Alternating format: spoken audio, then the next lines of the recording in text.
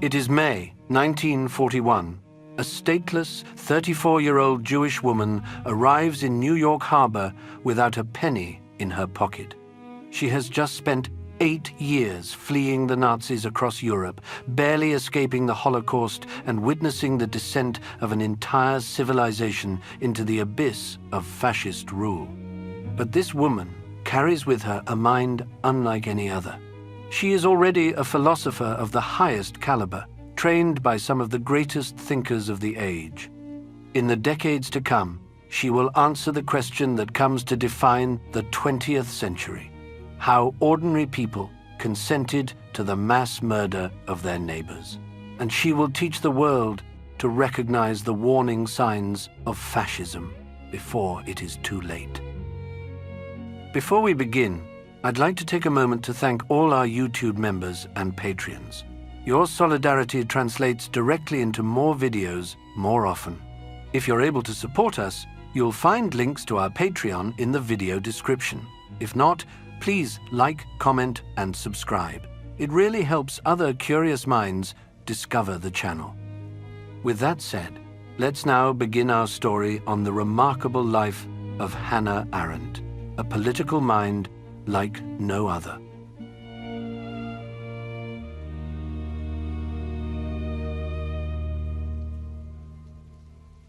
Chapter 1. A Königsberg Childhood. On October 14th, 1906, in a small town called Linden, just outside Hanover, a baby girl arrived in a comfortable, secular household. Her family, German, Jewish, and thoroughly assimilated, soon packed up and moved east to a city that no longer exists on modern maps.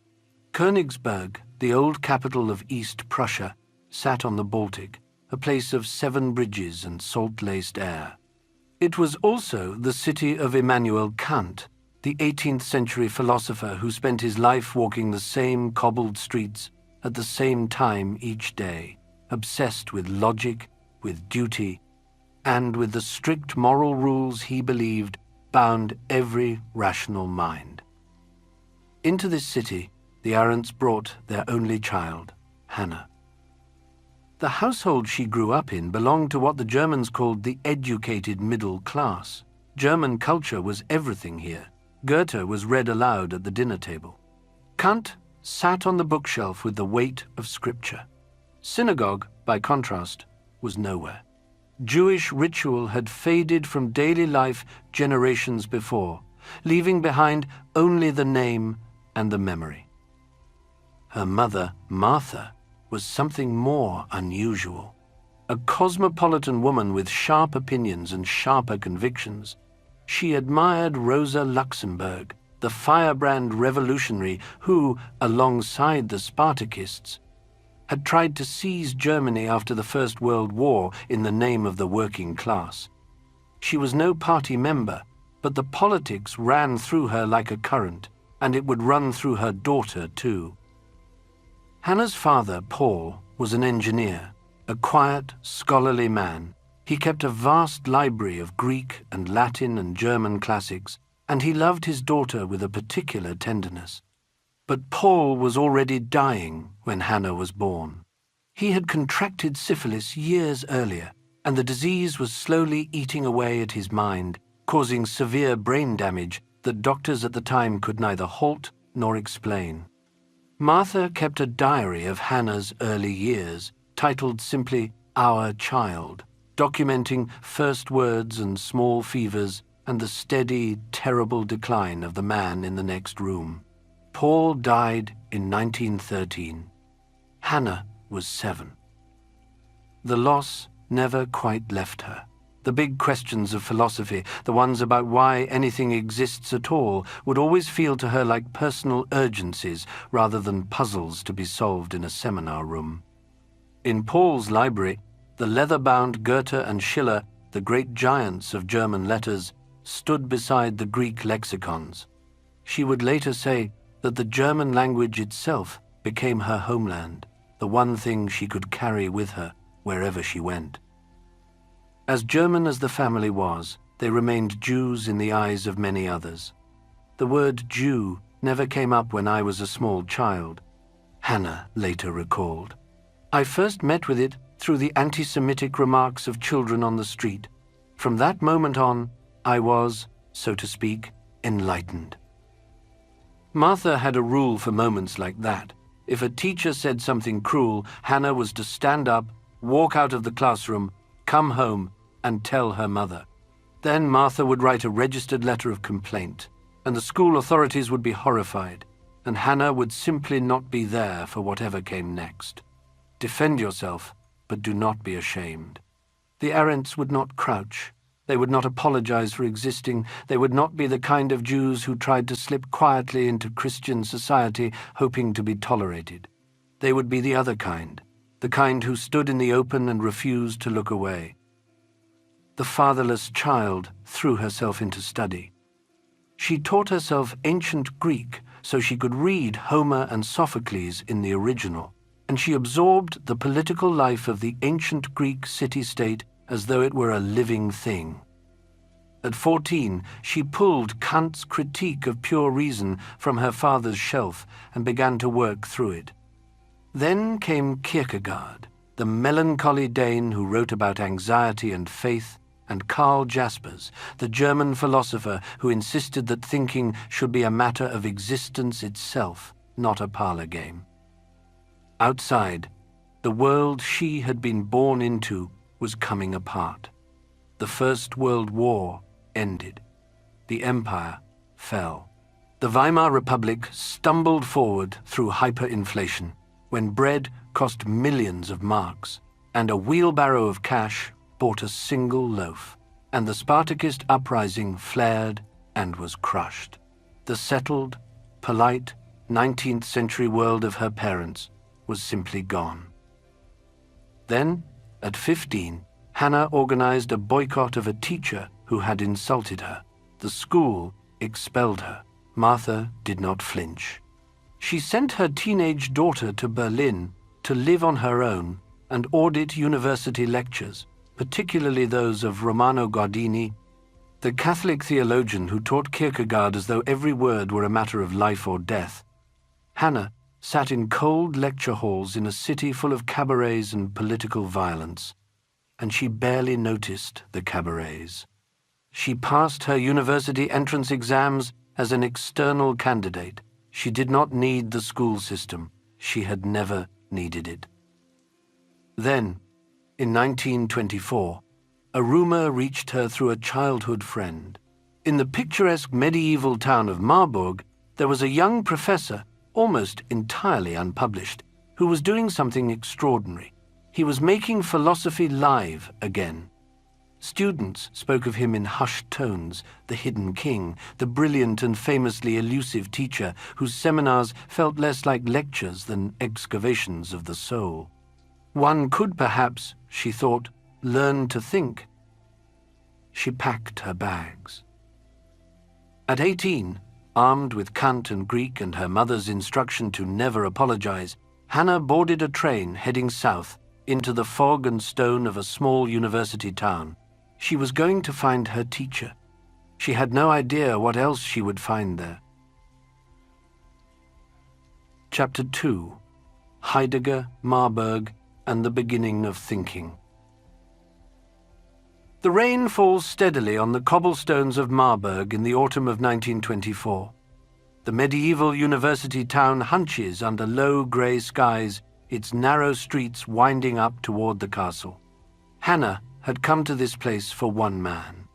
She had come for the lectures of Martin Heidegger. At 35, Heidegger was already a legend in the making. He was married to a fiercely nationalistic woman named Elfried, the father of 2 young sons, and he was feverishly drafting the manuscript that would become Being and Time, a book that would shake 20th century thought to its foundations. The rumors about him had reached Königsberg long before Hannah did. They said he philosophized like a peasant. They said he skied to his lectures dressed in the traditional garb of the Black Forest, spoke with the heavy accent of rural Swabia, a deeply traditional working-class region in Germany's south, about as far from cosmopolitan Berlin as one could imagine. He had rejected the polite, polished, academic philosophy of his elders, the Neo-Kantians, whose work had grown rigid and rule-bound, drained of any sense of lived experience. Heidegger wanted philosophy to feel like something. Phenomenology, his method, was a way of paying close, painstaking attention to direct human experience, to what it actually feels like to exist, to be alive in a world. Hannah walked into his packed seminar room, this striking young Jewish woman in her trench coat, and the air, by all accounts, changed. The affair began almost at once. It was secret, it was consuming, and it was conducted in the shadows. He would signal her with a lamp in his office window, a small flame in the dusk, telling her when it was safe to come. He sent her letters. "I can never call you mine," he wrote, "but from now on you will belong in my life, and my life will grow with you." His career was protected.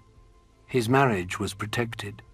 She was the one who had to disappear and reappear at his command. And the silence was crushing. She hid her subjection from her mother, from her peers, from the wider university. She wrote a poem during these months called Shadows, in which she tried to put words to the loss of herself, the dissolving of the line between what was hers and what belonged to him. On the street, he might pass her with barely a nod. In private, his letters fused philosophical inquiry with romantic obsession, drawing her deeper into an intellectual labyrinth from which there seemed no exit. She was 19 years old. Eventually, she did what survival required. She left. In 1926, she transferred to Heidelberg, seeking the guidance of Karl Jaspers, who was everything Heidegger was not. As psychiatrist turned philosopher, Jaspers believed deeply in human communication, in reason, in the shared political world. He read her work alongside his wife Gertrude, in long evening conversations in their Heidelberg study, treating her not as a disciple but as a colleague. After Totnoberg, after the lamp in the window, this felt like coming up for air. Under Jaspers' supervision, she wrote her doctoral dissertation, completed in 1929, on love and St. Augustine. And already, in her first major work, she was turning away from Heidegger. He had built his philosophy around death, around the lonely figure he called Dasein, his term for the isolated individual confronting their own mortality. Hannah turned instead toward birth, toward what she would come to call natality, the fact that each of us enters the world capable of beginning something new, toward what Augustine called amor mundi, the love of the world. She wrestled in those pages with how a person could love the world and their neighbor without fleeing into the safety of eternal things. "There is no greater assertion of life," she wrote, "than a yes spoken to the world." The seeds of everything she would later think were already there. Being and Time was published in 1927. It made Heidegger internationally famous overnight. Hannah read it with the strange, painful intimacy of someone who knew the man who'd written it. She recognized the brilliance.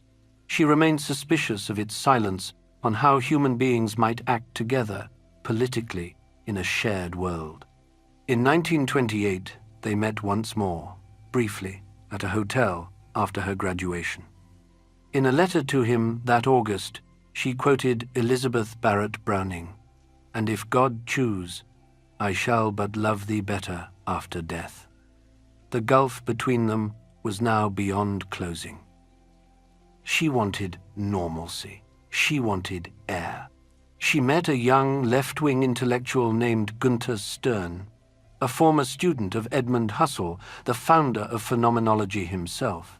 The courtship was rapid, almost unsentimental. They went to a masquerade ball in Berlin, where she arrived dressed as a harem girl, swept up in the wild exuberance of Weimar nightlife. They married in 1929. They took a small apartment in Berlin. He worked toward an academic career. She wrote for local newspapers and began the deep historical research into German Jewish life that would carry her soon enough into far darker waters. The Jewish question and the pariah. The marriage to Gunther was, by her own quiet later admissions to a few trusted friends, a kind of rebound, a deliberate act. She wanted the shape of a settled life after the storm of Marburg, the role of a married woman with an address and a husband and a future. Gunther, meanwhile, was attempting to climb the steep wall of German academia, working toward what was called a habilitation, the postdoctoral qualification that stood as the final, towering hurdle before a man could call himself a professor. He was trying to win the approval of the theologian Paul Tillich in Frankfurt, and it wasn't going well. The walls of the academy were already growing colder for Jewish scholars, and a creeping, unspoken anti-Semitism had begun to seep into the corridors where philosophy was supposed to live untouched by such things. Berlin in 1929 was a city teetering. The cafes hummed with the strange, frantic energy of a republic running out of time. Unemployed men loitered in long, patient lines. Street brawls broke out between communists and the brown-shirted Nazi stormtroopers, the paramilitaries of a movement still small enough to be dismissed and large enough to be terrifying. Into this teetering world, a 23-year-old newlywed settled into a small apartment and began work on a thesis about a long-dead Prussian Jewish woman. Her name was Rahel van Hagen, a salon host of the early 1800s whose attic correspondence had survived, and who, through her thousands of unpublished letters, would open a window onto the exact neuroses of German Jewish assimilation. The research routine took her into the cavernous reading rooms of the Prussian State Library. Day after day, she sat at the long wooden tables, reading the handwritten letters of a woman who had spent her entire life trying to scrub away her Jewishness. Rahel had changed her name, first to Robert, then to Anthony Friederike. She had baptized herself a Christian. She had married a minor Prussian diplomat to secure a title. The letters told the story of a woman trapped in constant performance, terrified of being exposed, exchanging her authentic self for an invitation to an aristocratic drawing room. And out of those letters, two figures began to emerge in Hannah's mind. Two ways of being Jewish in a society that didn't quite want you. The first she called the parvenu, the social climber, the assimilator, the one who tries to buy entry into the ruling class by paying with their own soul. The parvenu mirrors the prejudices of the dominant culture, sometimes adopting a casual anti-Semitism to prove their separation from the Jewish masses. Society accepts the performance, never the person. The parvenu, she wrote, pays for his assimilation with the loss of his own qualities. Against this stood the second figure, the pariah, the outcast who refuses the bargain, who keeps a kind of internal freedom precisely by accepting their exclusion. The conscious pariah, she came to believe, was the only truly human figure left in a society built on shutting people out. The emotional climax of the research arrived on a deathbed in 1833. Rahel van Hagen, at the end of her life, finally stopped running.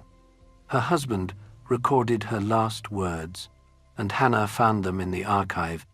The thing which all my life seemed to me the greatest shame, which was the misery and misfortune of my life, having been born a Jewess. This I should on no account now wish to have missed. A whole existence spent fleeing a phantom, and the recognition, at the end, that what she had tried to erase was the very thing that had made her human. Outside the library walls, the Weimar Republic was beginning to come apart. Unemployment lines stretched around city blocks. Parliament deadlocked.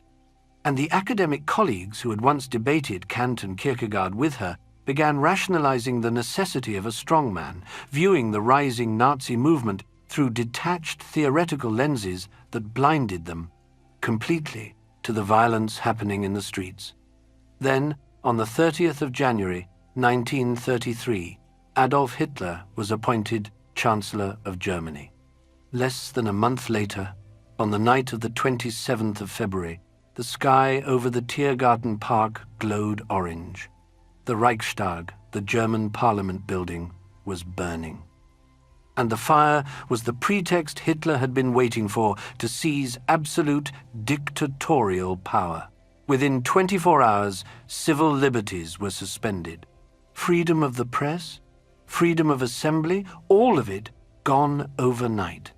By morning, communists, socialists, and opponents of the regime were being dragged from their beds into the cellars of the SA, the Nazi stormtroopers, where the first torture centers had already been improvised. And then came the betrayal that broke her, perhaps permanently, with philosophy itself. Her professors, her colleagues, the German intellectual establishment did not resist. They participated. They aligned themselves through what the regime called Gleichschaltung, forced coordination, the systematic process by which every institution in Germany, the universities, the courts, the professional associations, was brought into line with Nazi ideology. Her own teachers found sophisticated historical justifications for anti-Semitism. She would later put it with uncompromising clarity. I no longer wanted anything to do with philosophy. It was no longer a matter of the intellectual's individual acts of betrayal, but of the fact that the intellectual establishment as such had gone along. She turned now to Kurt Blumenfeld, the secretary of the German Zionist Federation, a man she had known since her student days at Heidelberg. When he first came to address the Zionist Student Club there in 1926, from him she absorbed a hard new sentence. If one is attacked as a Jew, one must defend oneself as a Jew. The apartment she shared with her radical-minded mother quietly became a way station for fugitives, communists, and socialists seeking forged papers and a quick exit toward Czechoslovakia, soup on the stove. Hushed voices, an ear cocked for footsteps on the stairs. And Blumenfeld brought her a request. The World Zionist Organization in Paris needed proof, hard documentary proof, of the slow legal strangulation of German Jewish life. So Hannah returned once more to the long wooden tables of the Prussian State Library. Surrounded by quiet scholars and uniformed state officials, she opened her small notebooks and began transcribing, by hand, the boycott notices, the professional exclusions, the bureaucratic edicts of a country dismantling its own citizens. The notebooks grew thicker. They sat in a stack on the desk in her Berlin apartment, and one afternoon, heavy boots came up the wooden stairs of her building and stopped at her door.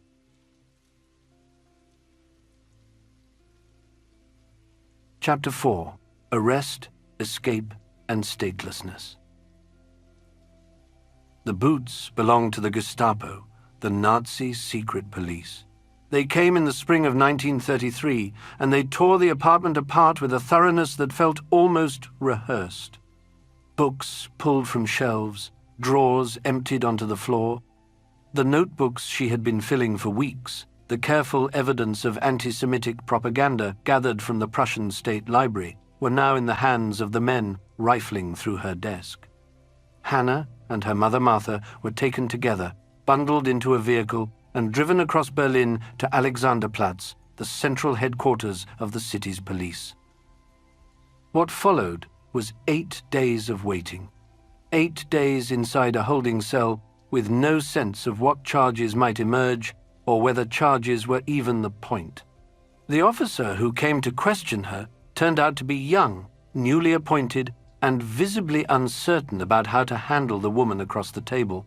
She saw this almost immediately, and so she began to perform.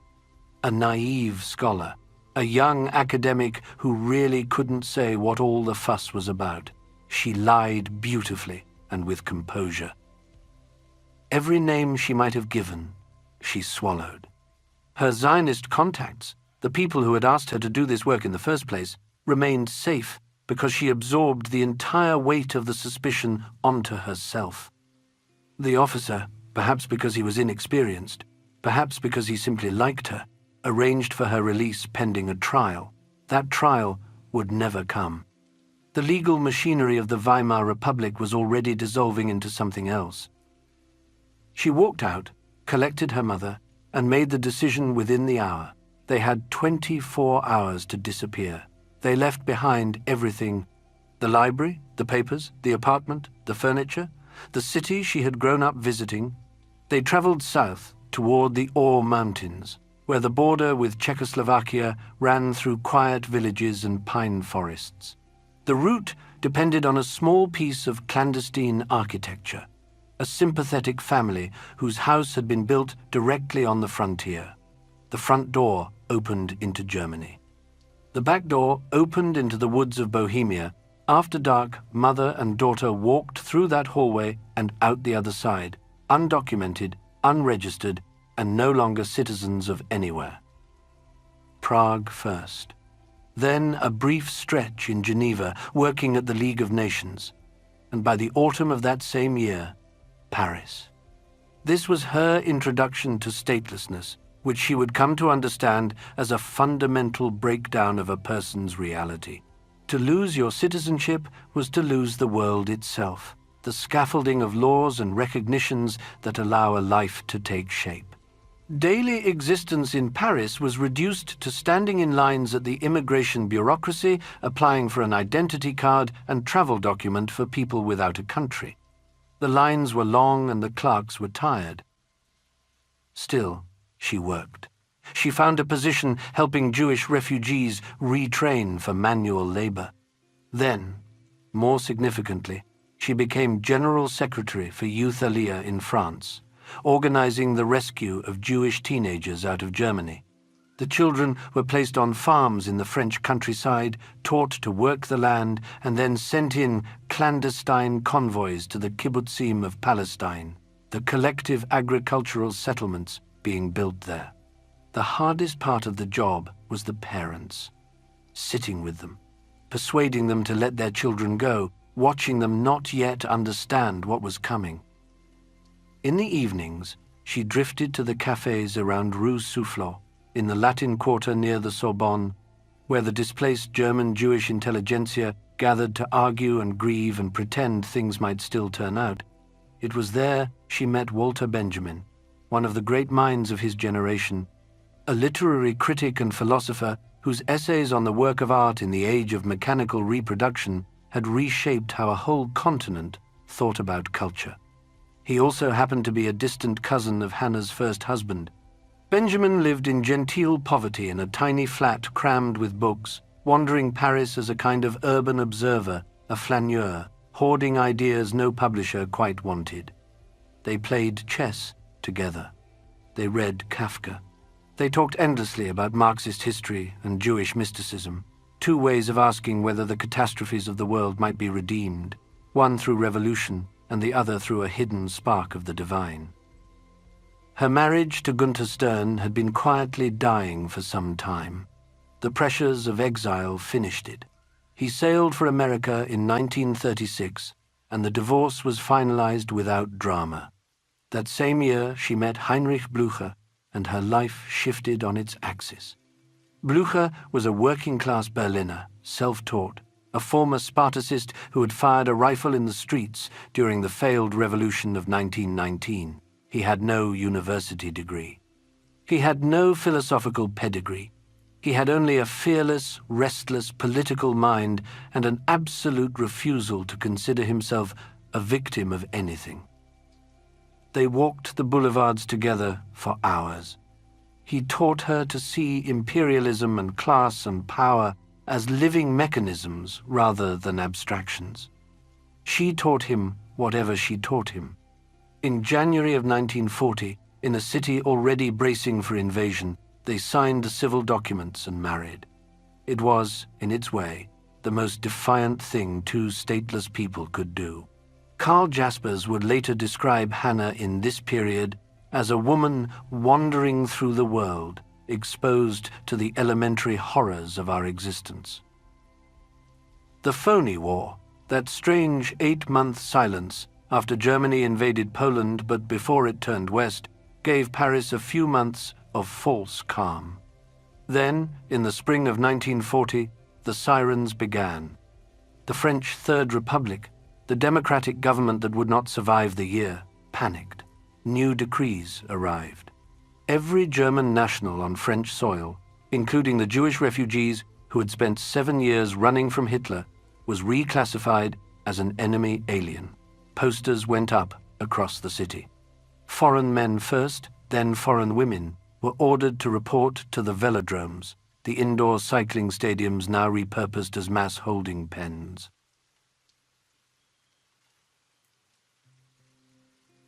Chapter 5. Gers and the Flight to America. Hannah, now 33 years old, gathered her papers, a change of clothes, and made her way to the winter velodrome.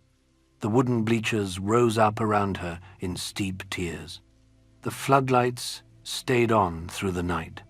There was no sleeping, only sitting upright on the boards, listening to the murmurs of thousands of women who had spent the last 7 years running from precisely this fate. After several days, the trains came. The destination wasn't shared. The journey south took the better part of a week, the carriages packed tight, and at the end of it the women were unloaded at the foot of the Pyrenees into a place called Gers. It had been built in 1939 for refugees fleeing the Spanish Civil War, the Republicans who had retreated north as Franco's forces closed in. Now it held a different kind of refugee. The barracks sat on swampland. The mud rose to the ankles and never quite dried.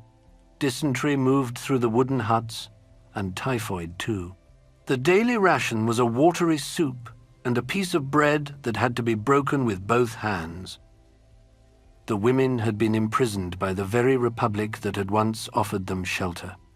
The German army was pushing south. Suicides began to multiply in the barracks. And it was there, in that mud, that Hannah and the others made what she later described as a deliberate choice to answer the question of whether to live or die. Reading groups formed. They debated Clausewitz, the great Prussian strategist of the previous century, whose book On War they pored over to make sense of the catastrophe outside the wire. They had no word of their husbands, no word of their mothers. Only the swamp, the soup, and the cold logic of military theory. In June, France collapsed. An armistice was signed with Nazi Germany, and one clause in particular made the camp at Gers a death trap. The French authorities had agreed to surrender, on demand, any German refugees the Gestapo cared to ask for. Before the new Vichy regime, the puppet government that would administer the southern half of the country, could fully consolidate, there was a window of bureaucratic confusion. The guards drifted away from their posts. A brief, ambiguous order allowed women with liberation papers to leave, though almost no one had such papers. Hannah obtained forged ones. She walked out the front gate. 200 women, out of thousands, did the same. She later wrote, with chilling plainness, that they knew the majority of those who remained behind would die. They did. They were handed to the Germans and sent to Auschwitz. She walked. She hitchhiked.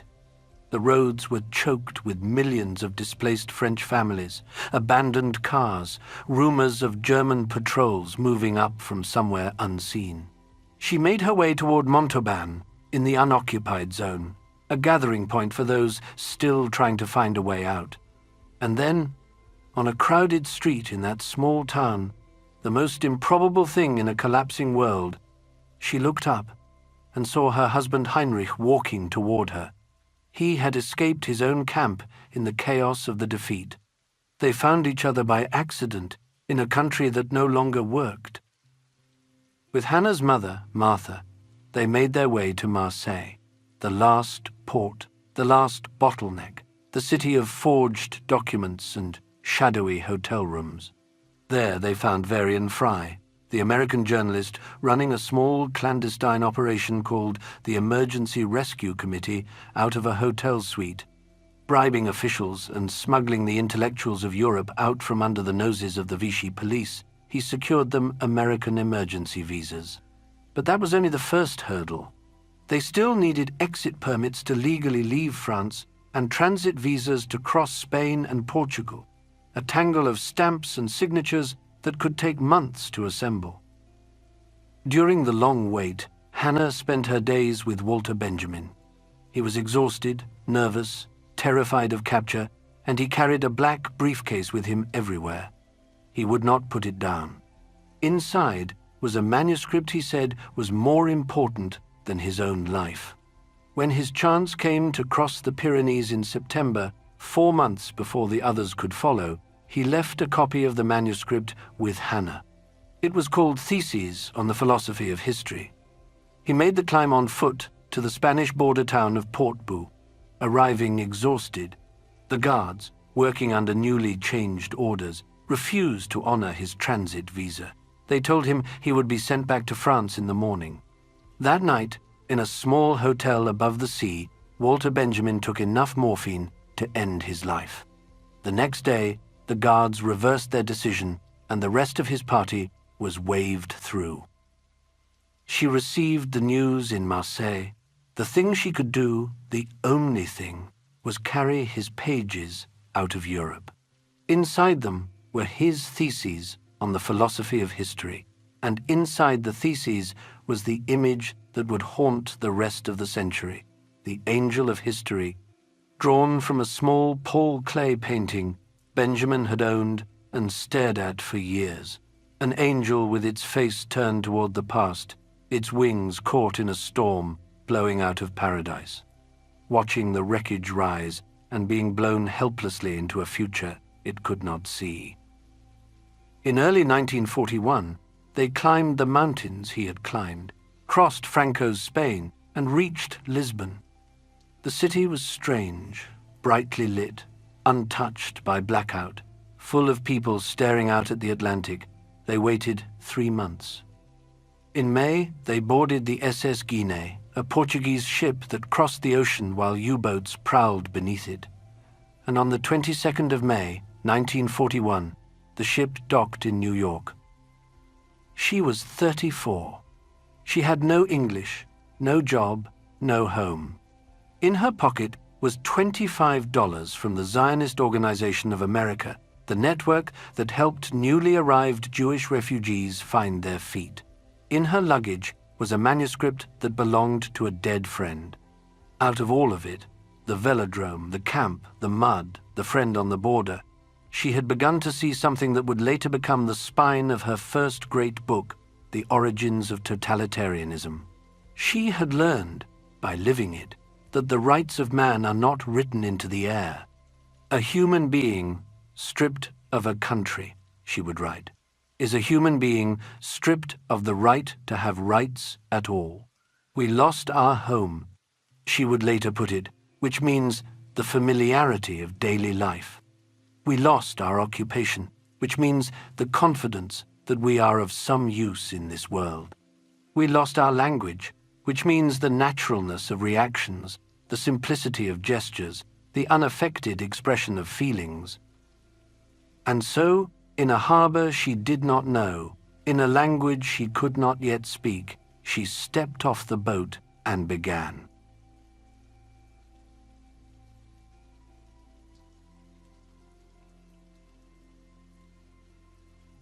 Chapter 6. New York, the Aufbau newspaper, and building a life from nothing. The boat docked in May of 1941. Hannah stepped onto American soil with little more than the clothes she wore and a head full of German philosophy. The language ahead of her was a wall. To climb it, she spent 2 months in Massachusetts as a housekeeper for a kindly family, scrubbing floors and listening, until the strange sounds began to settle into sense. By summer's end, she could read an English newspaper. By winter, she could write in it. The apartment they found on West 95th Street in Manhattan was small, dim, and a little tired around the edges. 3 adults would share its rooms for the next 7 years. Hannah, her husband, and her mother. Martha was demanding, old-fashioned, and quietly disappointed. Heinrich, ever the brilliant and self-taught man, took whatever work he could find. For a time, he shoveled chemicals in a New Jersey factory, hours of grueling physical labor that left him exhausted. His sorrow, Hannah would later describe, was a melancholy that had broken open at the revelation of the gas chambers, and he carried it the way some men carry a limp. And yet, in the middle of all this, Hannah began to write. The German Jewish émigré weekly newspaper Aufbau gave her a column, and the voice that emerged on its pages was not the patient voice of the philosopher. It was sharp, it was furious, it made demands. She insisted that Jews must stop waiting to be rescued, that they must form their own army, that they must fight as Jews against those who hunted them as Jews. By 1944, this thinking had hardened into an essay called Zionism Reconsidered. She sent it to the magazine Commentary. It sat in a drawer for months before an editor returned it, warning that a malicious reader might twist her words. The essay found a home eventually in the Menora Journal, where it landed like a stone through a window. She accused the Jewish leadership of betraying the very people it claimed to lead, and she warned that a Jewish state, born without partners and without a wider federation, would survive only as what she called a sphere of interest between greater powers, forever testing the patience of its neighbors. Then, in September of 1945, a small miracle occurred. An American military correspondent traveling through Heidelberg mentioned her name in passing to an old professor. A letter soon crossed the Atlantic. Karl Jaspers, her teacher from the Heidelberg years, had survived. He wrote of the long sorrow of imagining her dead. She wrote back at once, telling him that knowing he had come through the hellish spectacle unharmed made the world feel just a little like home again. Packages of coffee and clothing and food began to move eastward. A philosophical lifeline, severed by 12 years of catastrophe, was carefully retied. The politics, though, would not leave her alone. As Britain prepared to withdraw from Palestine in 1948, Hannah threw herself into one last public plea. In an essay titled "To Save the Jewish Homeland," she sided with Judah Magnus and his small Likud party, who argued for a single bi-national state in which Jews and Arabs would share power through mixed local councils. It was an unpopular vision, growing more unpopular by the day. American Jews, she observed with bitter astonishment, had suddenly united behind revisionist Zionism, the right-wing nationalist faction that demanded a sovereign Jewish state at any cost. Left-wing intellectuals, businessmen, philanthropists, Yiddish press readers, all of them now spoke with one voice. To Hannah, this was not agreement. It was, she wrote, the expression of fanaticism and hysteria. When Magnus died that October, she felt her political isolation as something close to physical. Politics in our century, she confessed to a friend, had become almost a business of despair. That same summer brought a private grief alongside the public one. Martha, now 74, boarded the Queen Mary for England. Telegrams chased one another across the ocean, asthma attacks on board. Then, on the 27th of July, death in her sleep. What Hannah felt was tangled, equal parts mourning and the guilty unburdening that comes when a difficult love finally rests. Heinrich was less gentle in his diagnosis. Hitler and Stalin, he said, had done more than saddle them with her mother. In August of 1949, Hannah sailed back to a Europe she had fled. She went on behalf of the Jewish Cultural Reconstruction Project, helping to recover books and ritual objects looted by the Nazis. Germany itself was a strange country to her now. The cities were being rebuilt with furious, almost mechanical energy, and beneath the rubble she sensed a sullen refusal to look at what had happened. In Basel, she sat with Jaspers and his wife Gertrude and for the first time the three of them crossed into the intimate German Du, the familiar form reserved for family and the dearest of friends. The shift of a single pronoun, in German, can carry the weight of a vow.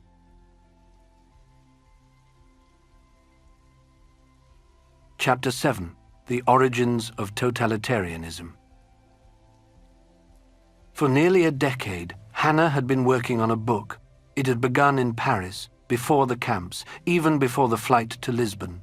She had carried its early pages across the Atlantic in 1941. Now, in 1949, the manuscript sailed back across the Atlantic yet again, tucked into her trunk, and the work of finishing it began in earnest. It was a strange object, this book. The more she wrote, the more it refused to behave like a normal history book. There were no neat chronologies, no tidy cause and effect chains marching from one decade to the next. Instead, she structured the whole thing into three vast pillars: anti-Semitism, imperialism, and then, finally, totalitarianism itself. The first pillar set out to do something startling. It refused the idea that hatred of Jews was some ancient mystical curse stretching back through the centuries. She wanted to look at it as a political phenomenon, a thing born of the 19th century nation-state. She traced how the aristocracy, the petty bourgeoisie, and at last the rootless mob had turned their fury upon Jewish populations who had lost their old political function while still carrying the visible weight of financial wealth. It was a thesis that made plenty of people uncomfortable, and she knew it would. There was a darker observation buried in those early pages, too. A strange psychological alliance, she argued, had bound together the intellectual elite and the social mob. What held them together was a shared, almost gleeful disgust for bourgeois hypocrisy. The writers and the artists had looked at the mob's wild beliefs and seen only the absence of respectability, ignoring entirely what those beliefs actually contained. It was an unsettling thing to write. And in 1948, while she was still pouring her energy into these pages, her mother Martha died of an asthma attack aboard the Queen Mary, somewhere on the open sea between New York and England. The grief landed hard. There had been years of strain between them in the cramped apartment, and now there was guilt mingled with the loss. Heinrich, dark-humored as ever, remarked that Hitler and Stalin had not been the only ones to saddle them with Martha's demanding, sponge-like love. Somehow, in the aftermath, his own post-war paralysis broke. The two of them began working together, husband and wife, in a way they hadn't before, debating and refining pages back and forth, a fierce dual monarchy of the mind. The second pillar took her gaze far away from Europe. The true laboratory of total domination, she argued, had been the colonial frontier. Africa, India, the places where European adventurers and administrators had wandered free of the legal and moral fences that hemmed them in back home. She called it the phantom world of the Dark Continent, where armed colonizers had escaped what they understood as civilization and looked at native populations as something less than human, ghost-like, unreal. There, the dual techniques of race thinking and bureaucratic rule had been pioneered. Human beings had been turned into natural resources, things to be managed. And then, she warned, the methods had boomeranged.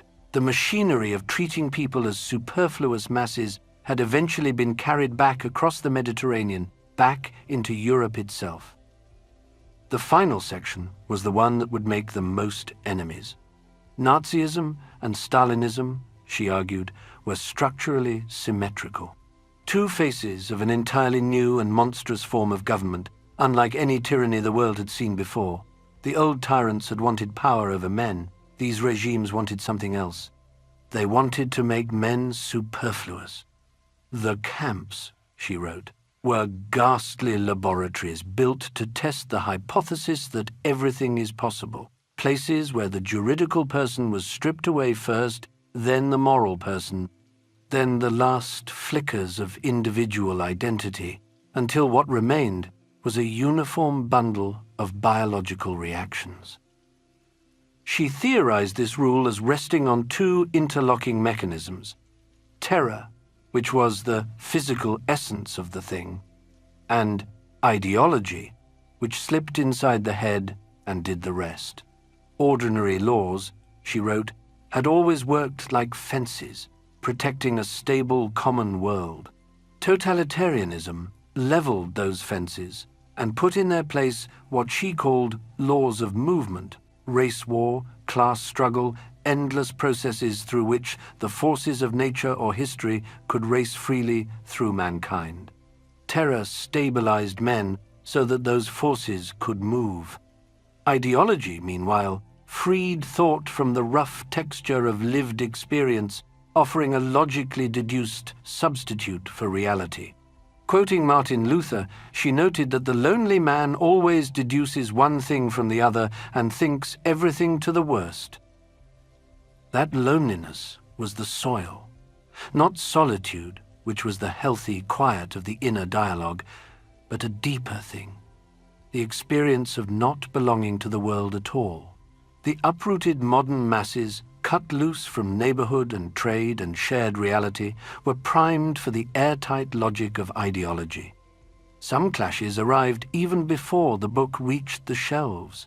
Eric Voegelin, the prominent political philosopher of the day, dug in hard against her, insisting that human nature could not be altered, that to suggest otherwise was itself a symptom of Western collapse. She refused him the comfort of eternal essences. Historically, she replied, we know human nature only insofar as it exists. She reached back to Immanuel Kant for help, dusting off his concept of radical evil, the inherent corruption by which humans place self-interest above the moral law, and bending it toward the industrialized nightmares of her own century. What radical evil really was, she admitted, she didn't know. It had something to do with making human beings, as human beings, superfluous. The book came out in 1951 under the title The Origins of Totalitarianism, the same year she finally received United States citizenship after 18 long, precarious years of statelessness. The first print run sold out fast. She woke up famous, more or less. The mid-century left, still loyal to the old anti-fascist Popular Front that had once united socialists and communists and liberals against Hitler, was furious at the structural equation of Stalin's Soviet Union with Hitler's Reich. They accused her of weaponizing history for the emerging Cold War. She did not retract. And yet, even in the noise of her sudden celebrity, a quieter dissatisfaction was already setting in. She had diagnosed how the public realm could be annihilated. She had not yet shown how a public realm was built. The loneliness she had named so precisely pointed somewhere her book had not gone. Toward the foundations of Western political life itself, toward the long, slow elevation of biological necessity and the laboring process above everything else. There was a companion study she had been planning, something tracking what she considered the totalitarian elements hidden inside orthodox Marxism, the rigorous economic doctrine descending from Marx himself, rather than the looser communist movements of her century. That little study would not stay little for long.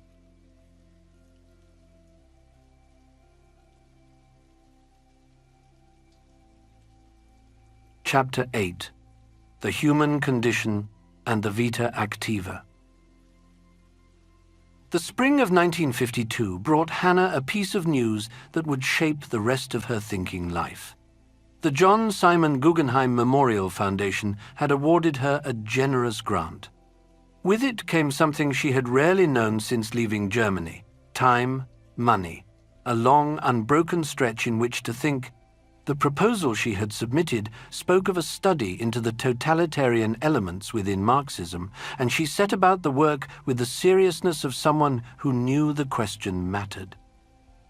It would be a misreading to imagine her motivated by some crude hostility to the left. The opposite was true. She had watched with a kind of grieving intelligence as the political idealism of an entire tradition had been bent and warped into the bureaucratic horrors of Stalinism, and she wanted to understand how such a thing could happen. How a doctrine born of compassion for the laboring poor had been twisted into camps and show trials and the wholesale treatment of human beings as so much raw material to be hammered into shape. The puzzle, as she turned it over in her mind, was a delicate one.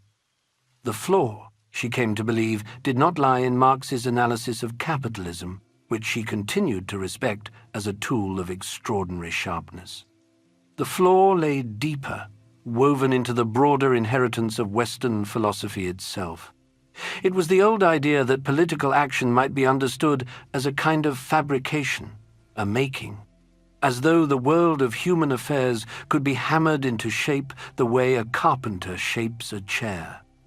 Marxism, she would write, could be developed into a totalitarian ideology because of its perversion or misunderstanding of political action as the making of history. There is an old revolutionary saying, often repeated and rarely examined, that you cannot make an omelette without breaking eggs. Hannah pored over this phrase with a kind of fascinated horror. Under Stalin, she saw the breaking had become everything. The omelette had vanished from view. What remained was only the violence of the breaking itself, justified by an appeal to the grand machinery of history. Totalitarianism, she concluded, had simply drawn the final, the most unrestrained consequences from certain heritages which had become predicaments. And yet something in her own thinking remained close to Marx, closer perhaps than her critics ever realized. Her vision of the human being as a creature who creates a world through activity owed a real debt to the young Marx of the 1844 manuscripts. With their humanist warmth and their insistence on the dignity of making, the project that began as a critique was slowly becoming something else, something larger, a complete philosophical excavation of human activity itself.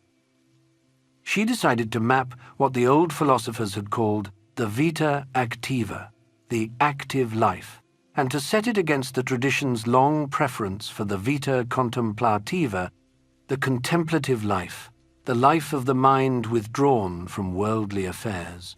For centuries, the thinkers had ranked contemplation above action. Hannah meant to turn that hierarchy on its head. The working title she gave the manuscript was Amor Mundi, for love of the world. A title that revealed everything about what she hoped to do, which was to reclaim the earthly, public realm from the wreckage of totalitarianism and from the loneliness of modern consumer life. The book she eventually wrote rested on a tripartite division of human activity: labor, work, and action. Each one corresponded to a fundamental condition of being human. Labor, she wrote, was the inescapable biological process of the body itself. With its growth and metabolism and slow decay, the human condition of labor is life itself. A rhythm of exhaustion and regeneration that leaves nothing behind, that produces nothing lasting, where the result of effort is almost as quickly consumed as the effort is spent. She gave this figure a name borrowed from the Old Latin, animal laboriens, the laboring animal. The human being reduced entirely to the cycle of working and consuming, with nothing remaining at the end. Think of the worker who clocks in, earns a wage, spends it on food and rent and entertainment, and clocks in again the next morning. The wheel turns, but nothing is built, nothing is left behind. And she issued a warning that still feels startling to read. The modern age had made this kind of life mere survival, dressed up in a paycheck, the highest thing a person could aspire to. And here was the trap. We had built a civilization that worshipped work, just as the machines were beginning to take the work away, a society of laborers, she said, With no labor left to do, surely nothing could be worse. Work was something different. For Arendt, labor was what you do to stay alive, the cooking, the cleaning, the earning. It disappears the moment it's done. Work was what you do to leave something behind. Work belonged to Homo faber, man the maker, the carpenter, the architect, the writer, who builds things that last, a table, a house, a book, objects that outlive their maker and give us a stable world to inhabit. But work had its own danger. To build the table, you have to kill the tree. The maker treats his materials as raw stuff to be cut and shaped. And when politicians start thinking the same way, when they look at a society and see only raw material to be hammered into shape, you get tyrants who treat human beings as lumber. Action was the highest of the three and the most fragile. Action was what happens when human beings step forward and reveal who they are through words and deeds. A speech in a town hall, or a protest in the street, even founding a movement, or telling the truth when it costs you something. Unlike labor, which is forgotten, and work, which produces objects, action produces stories. It depended on plurality, she said, on the fact that we are all human, and yet no two of us are ever quite the same. Action was the answer given to the oldest question asked of every newcomer to the world. Who are you? She drew a sharp distinction between the public realm, where action takes place under the bright light of shared appearance, and the private realm, which she defended with surprising fierceness. The public realm was the arena of speech, debate, and great deeds, where you were seen by your fellow citizens and judged by them. The private realm was the home, the four walls behind which you could simply be without being watched. A life spent entirely in public, she wrote, becomes shallow because there is no hidden self left to draw from, only the performance. The private home, the four walls, the dark ground from which we rise into visibility, was not a capitalist trinket, but a moral necessity. And the modern age, she diagnosed, was suffering from the cancerous rise of something she called the social, a hybrid realm that blurred the old boundaries. In the ancient world, politics was the arena where citizens argued about how to live together, and the household was where you managed the daily business of staying alive. The social, she said, had collapsed these two and turned politics into housekeeping on a national scale. Against the doom of grand historical processes, against the shadow of the bomb, she offered one final concept: natality. The simple, miraculous fact that new human beings are continually being born into the world, the miracle that saves the world, she wrote, the realm of human affairs, from its normal, natural ruin, is ultimately the fact of natality. Every birth was an infinite improbability. Every newcomer carried the possibility of beginning something no one had foreseen, and so totalitarianism could never finally win. The manuscript was published in 1958 by the University of Chicago Press, under a title chosen by the publisher rather than the author, The Human Condition. It made her name across the world. No longer merely the woman who had explained totalitarianism, she was now spoken of as one of the original political thinkers of the 20th century. Some of the ideas in the book had in fact been tested years earlier, in the autumn of 1953, when Princeton had invited her to deliver the Christian Gauss seminars in criticism. And in 1959, the university came calling again, this time to make her the first woman in its long history to be appointed to a full professorship. The press swarmed. Photographers chased her across the campus. She found the whole spectacle unbearable. To be paraded as the first woman, as a biological curiosity in tweed, felt like a grotesque inversion of everything she had just written about the dignity of public appearance. She complained bitterly, in private, of being treated like a monkey in a cage, the irony was bottomless. Here she was, lecturing on the necessity of a pluralistic public space inside an institution that had spent centuries keeping women out of that very space. It would harden in her a lifelong suspicion of identity politics and an insistence, stubborn to the end, that she be judged only by her words and her deeds. But the categories she had built in those Guggenheim years were about to be tested in the open air of American life. Federal troops were marching down a street in Arkansas, escorting 9 black children, the Little Rock Nine, past screaming crowds and into a segregated high school. And Hannah, watching from her desk in New York, was already sharpening her pen for an essay that would bring her some of the bitterest controversy of her life. Chapter 9. Little Rock and the American Question. The image came over the wires in September of 1957, and it would not let her go. A 15-year-old girl in a crisp black and white dress, dark sunglasses fixed on her face, walking toward the doors of Central High School in Little Rock, Arkansas. Her name was Elizabeth Eggford. Around her surged a mob of white adults and teenagers, faces contorted, mouths open mid-shout. The girl walked alone. She carried her schoolbooks. The crowd pressed in from every side, and there was no one beside her, no parent, no protector, nothing between her body and that wall of noise. Hannah saw the photograph in her apartment in New York, and something in her gave way. It wasn't an American memory that surfaced. It was a European one. She thought of Jewish children in the 1930s, walking past the same kind of crowd in Berlin or Vienna, their parents standing helpless on the pavement, unable to shield them. The girl in the photograph was, to her eye, a child sent out to do what adults had failed to do themselves. And Hannah, who had spent years trying to understand how the political world could turn so violent so quickly, sat down at her desk to write. The essay was commissioned by Commentary magazine. The editors expected a sturdy liberal endorsement of the desegregation effort, the kind of piece that would sit comfortably alongside the rest of their coverage. What arrived on their desks was something else entirely. They held the manuscript for months. They argued over it.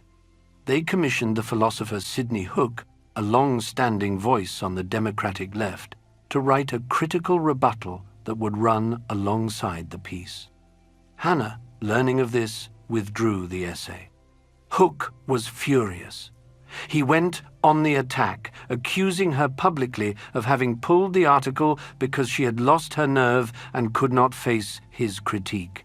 Eventually, the socialist journal Dissent agreed to print it in the winter of 1959, attaching an editorial note that gently but firmly distanced the magazine from its author's conclusions.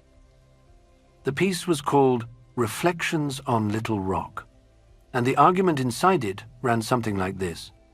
The federal government, Hannah said, had used a political hammer to fix a social problem, and in doing so had reached into a sphere where it had no business reaching.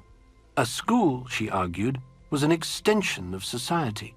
It was where children were prepared for the social world. And the social world, for Hannah, was the sphere in which people exercised the right to associate with whomever they pleased and to exclude whomever they pleased. Discrimination, in her vocabulary, was not yet a dirty word in that sphere. It was the basic texture of social life. So where, then, should the civil rights movement be fighting? Here she pounced. The NAACP, she wrote, had aimed at the wrong targets. The real obscenity was not the segregated school. The real obscenity was the anti-miscegenation laws that still sat on the books in 29 states, laws that forbade a black man and a white woman, a black woman and a white man from marrying. Those, she insisted, were a violent infringement of the most elementary political right a citizen could possess, the right to marry whoever one wished. Strike those laws down first, she said. And the buses, the trains, the hotels and restaurants in the business districts of southern towns. These were public services, she wrote, places where all citizens stood equal, and the segregation enforced inside them was every bit as scandalous as the laws that policed the bedroom.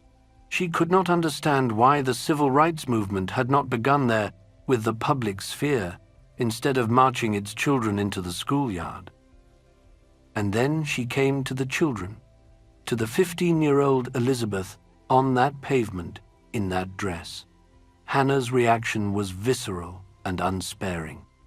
The girl, she wrote, had been asked to be a hero, and that was something neither her absent father nor the equally absent representatives of the NAACP had felt called upon to be themselves.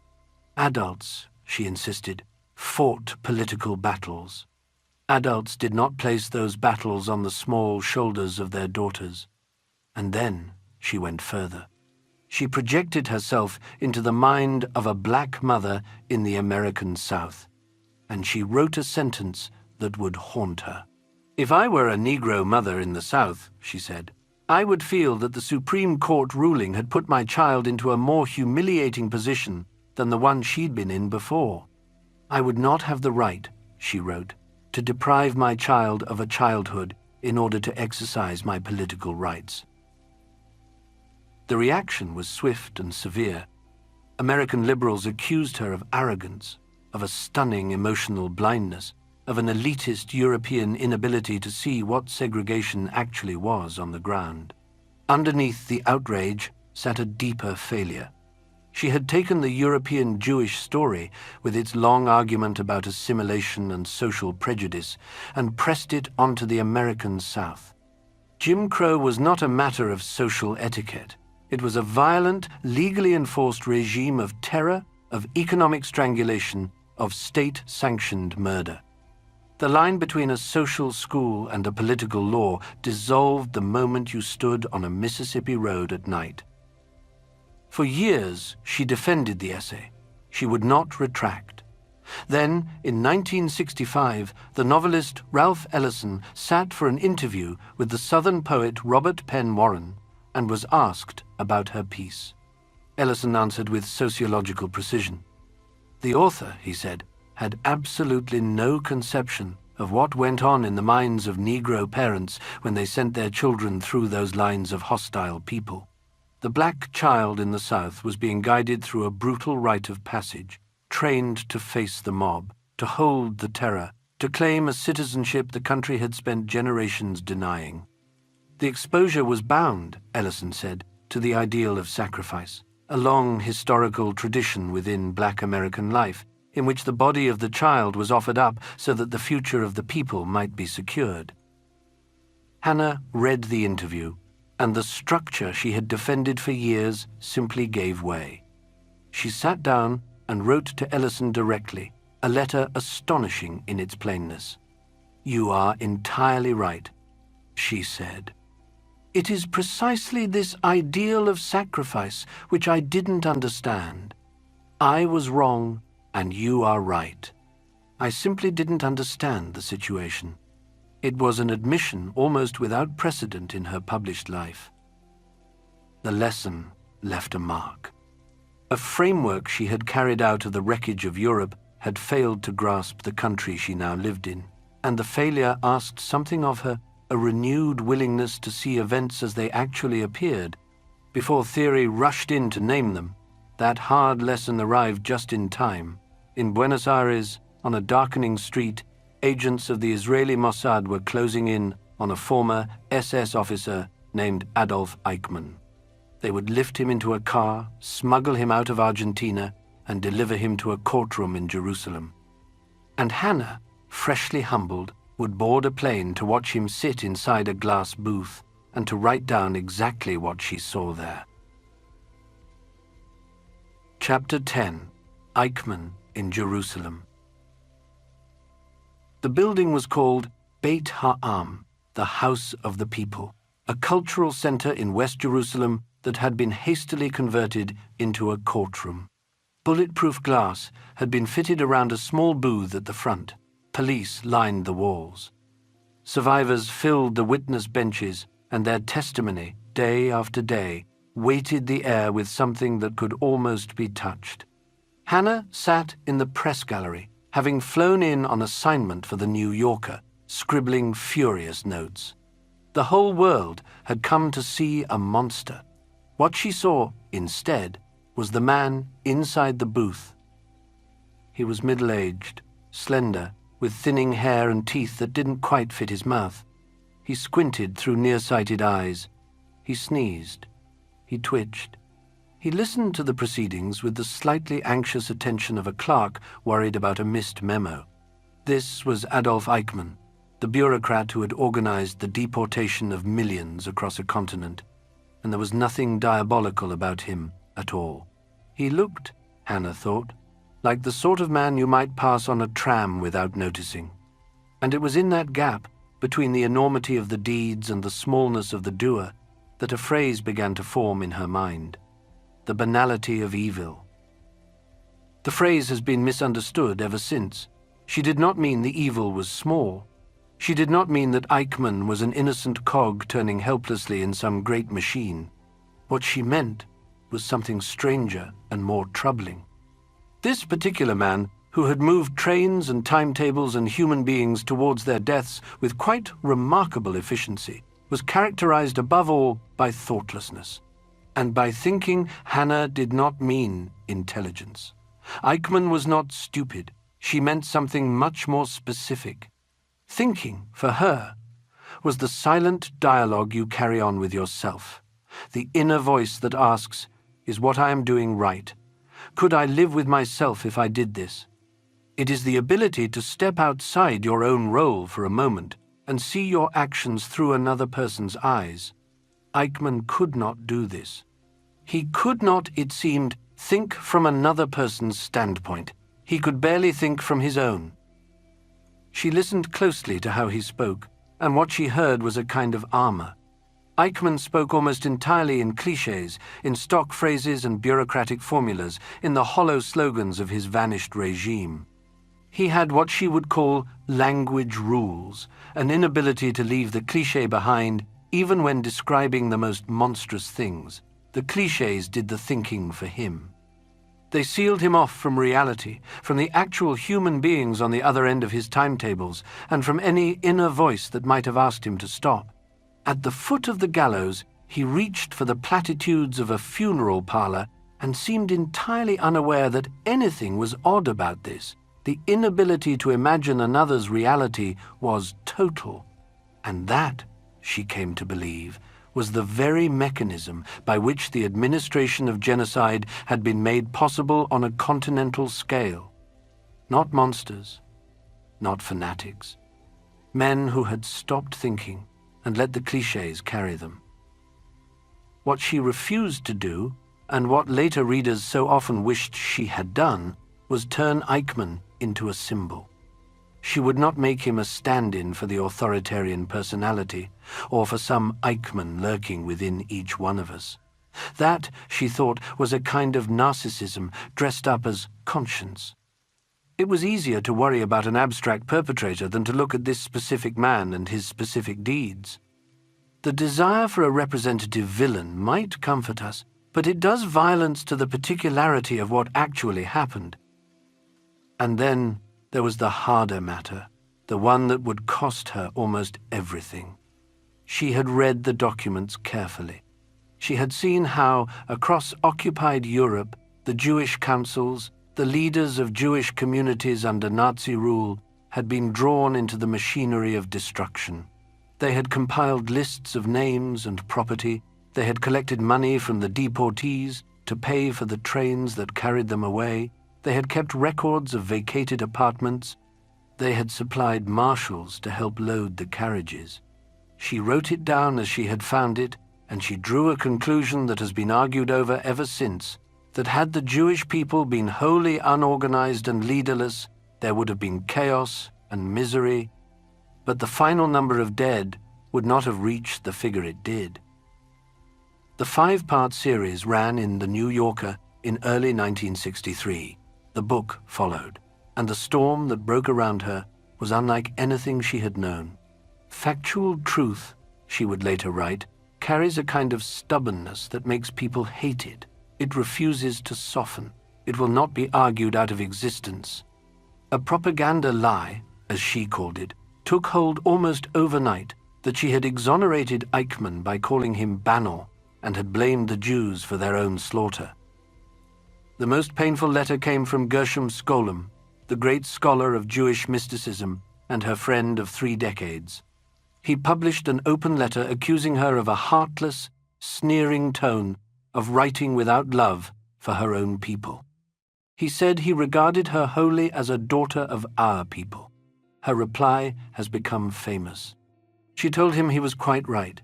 She had never loved any people or collective, not the Germans, not the French, not the Americans, not the working class.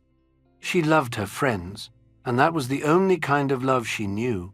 To be called a daughter of her people, she wrote back, would be like saying she was a man and not a woman, a kind of insanity. True devotion to one's people, she said, must always leave room for harsh criticism of them. The Anti-Defamation League, alongside B'nai B'rith, the venerable Jewish service organization, circulated pamphlets denouncing the book across America and Europe. Old friendships shuttered one after another. The philosopher Hans Jonas, a friend since Marburg, broke with her and would not be reconciled. Even Kurt Blumenfeld, her old Zionist mentor who had guided her into political life in the 1930s, lay dying in Israel as the storm broke. When she came to see him for the last time, she explained how her critics were misreading the book, and he agreed with her that one of the hostile reviewers in Aufbau was a fool and another an idiot, though the conversation could not undo the gulf the controversy had opened between her and so much of the Jewish world. In a letter to Jaspers, she wrote a sentence that sounds almost weary. "I believe that the war between the Jews and me is over." She made one public gesture of solidarity. In 1964, she appeared on German television beside the playwright Rolf Hochhuth, whose play The Deputy, exposing the silence of Pope Pius XII during the Holocaust, had drawn a near-identical campaign of denunciation. The same machinery, she saw, was at work in both cases, the old habit of attacking the messenger in order to leave the message undisturbed. By late 1964, she was preparing to take up a teaching post at the University of Chicago. The controversy still smoldered, and it would smolder for the rest of her life. But the stance had been taken. The truth-teller, she had come to think, must stand a little outside the community of peers and pay the cost of doing so. That distrust of group sentiment, of any politics rooted in tribal loyalty or in the evasion of awkward facts, would not leave her now. If human beings were neither monsters nor cogs, then the question of how they might actually generate freedom together, freely and in concert, became more pressing than ever. And so her gaze, scoured by what she had seen in Jerusalem, began to turn backwards and westwards, across the Atlantic, towards a fragile and almost forgotten experiment in public freedom, and the lost treasure that she believed lay buried inside it.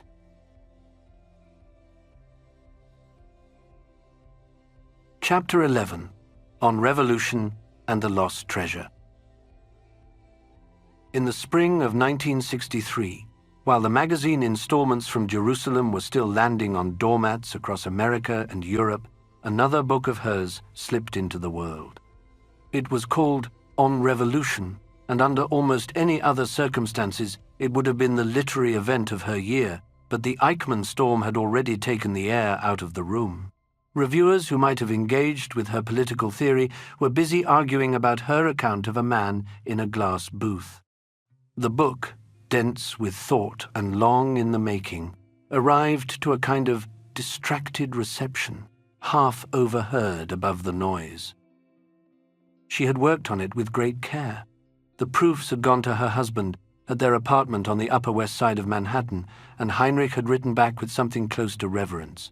He told her it was, in his estimation, her best book, clear, balanced, politically wise, and if it landed, He believed it would land for a long time. The dedication went to Karl Jaspers in Basel, her old teacher, who saw something in it that other readers would miss. He wrote to her of its underlying sadness, telling her it stood beside her work on totalitarianism, perhaps even above it, and that the whole of it was, at heart, her vision of a tragedy that somehow did not let her despair. And it was a tragedy she was telling, a comparative one, laid out like two patients on a table, the American Revolution and the French Revolution, two great upheavals of the 18th century, both reaching for something new, only one of which managed to plant a lasting political form in the ground. The Americans, she argued, had been engaged in something rare and precious. They had been founding. They had spent themselves on the slow, deliberate construction of a framework, a constitution, in which freedom might actually live. The French had set out towards something similar, and then the streets of Paris had filled. The starving had come up out of the cellars and the back alleys, and what she called the social question had swallowed the revolution whole. That phrase, the social question, meant the sheer, crushing weight of mass poverty and economic want, the bodies that needed feeding before they could think about freedom. Once that question entered the political square, she said, the revolution stopped being about founding a free polity and began being about easing biological necessity, and from that pivot, terror followed. It was, she knew, an uncomfortable argument and a deeply anti-Marxist one. She was suggesting that trying to solve poverty through political revolution tended again and again to devour the very freedom the revolution had been called into existence to create. She drew a hard line between the political and the social, between freedom and necessity. Expropriation, the seizing of property and land, once unleashed, did not, she warned, stop where its theorists imagined. Only legal and political institutions, standing apart from economic forces, could hold back what she called the inherently monstrous potentialities of that process. Freedom, in her telling, was not free enterprise. It was not the freedom to be left alone, nor the freedom to own more things than your neighbor. She had little patience for the idea that political freedom resembled the difference between the owner of 2 cars and the owner of none. Freedom, for her, was the active, ongoing participation in public affairs. It was something you did with others, in the open air of a shared world. The academics were not charmed. Marxist historians complained about her indifference to class and economics. One British historian remarked that scholars were irritated by what he called her preference for metaphysical construction and poetic feeling over mere facts. A political scientist accused her of imprecision and narrowness in her very definition of revolution. A socialist critic, writing for a downtown New York weekly, admired the later chapters and bristled at her rejection of the social question. Another dismissed the whole project as nostalgic conservatism, vibrating, he said, with longing for an agrarian society of free peasants and articulate town councillors. And yet, buried inside the book, there was something the radical left could not quite let go of. She called it the lost treasure of the revolutionary tradition. She meant the council, the grassroots council. She traced it through the Parisian sections of 1789, those small neighborhood assemblies where ordinary people had gathered to argue and decide, and on through the Paris Commune of 1871, that short-lived, radical, socialist government that had briefly held the city.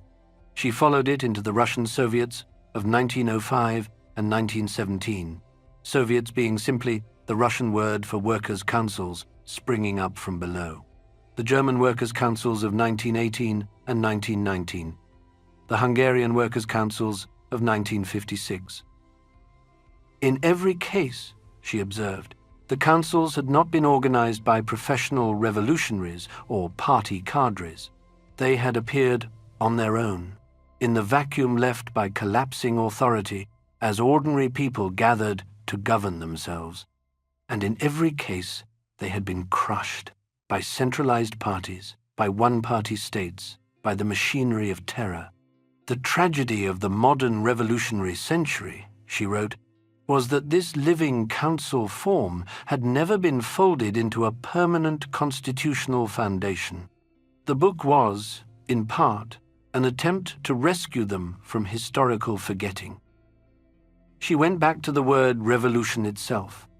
Originally an astronomical term, she reminded her readers a turning, a cyclical return. Only in the late 18th century had it taken on its modern meaning of a genuine beginning, something unprecedented breaking into the world. A real revolution, she said, required two acts: the violent rebellion against oppression and the far harder labor of founding a new political space afterwards. To explain how such a space might endure, she reached back to the Roman idea of authority.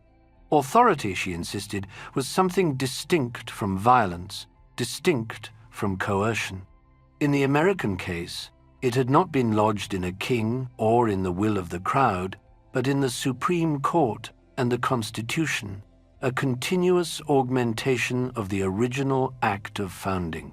She was, by then, teaching seminars in which students offered her sociological definitions of politics as the struggle for dominance, and she pushed back without hesitation.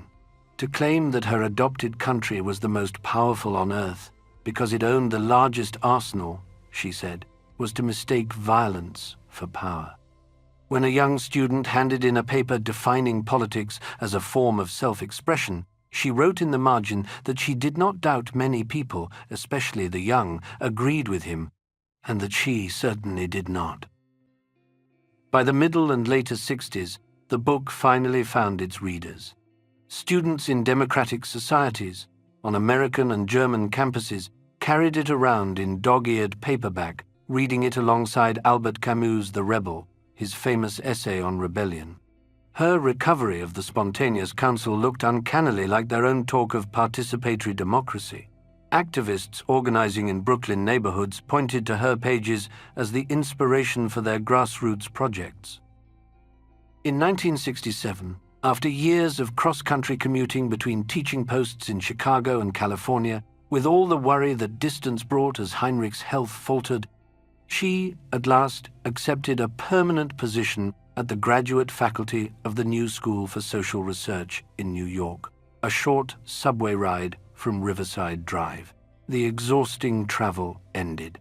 Her first seminar there was called Political Experience in the 20th Century, and it traced the life of an imagined person born at the turn of the century, walking through its darkest years.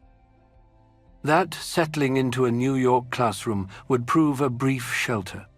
The arguments she had set out on the page about rebellion, about councils, about the difference between power and violence were about to walk in off the streets.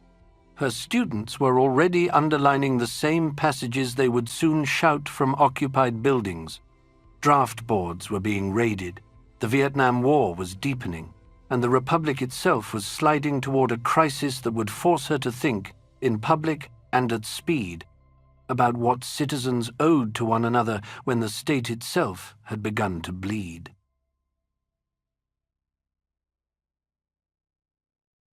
Chapter 12. The 60s. Students, Vietnam, Black Power.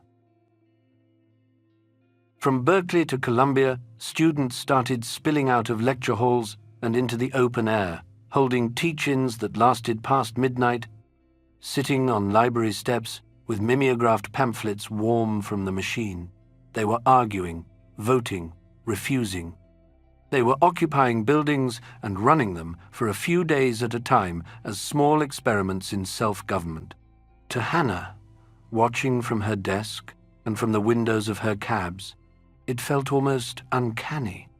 The very forms she had been writing about, the spontaneous councils, the gathered citizens speaking and acting in concert, appeared to be walking out of her pages and into Sproul Plaza.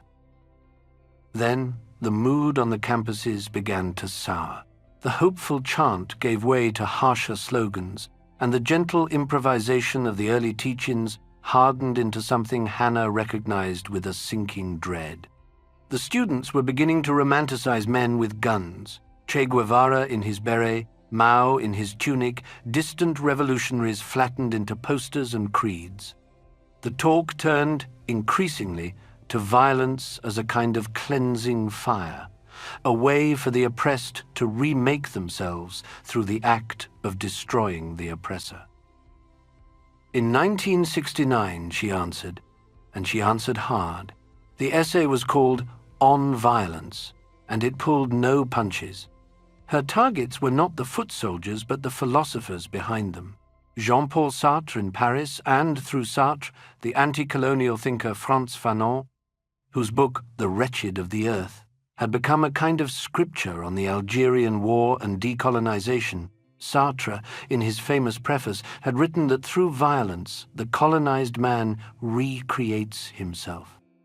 Fanon had written that to shoot down a European was to kill two birds with one stone, to destroy an oppressor and the man he oppressed at once. Hannah read these lines and was appalled. Power and violence, she insisted, were not the same thing.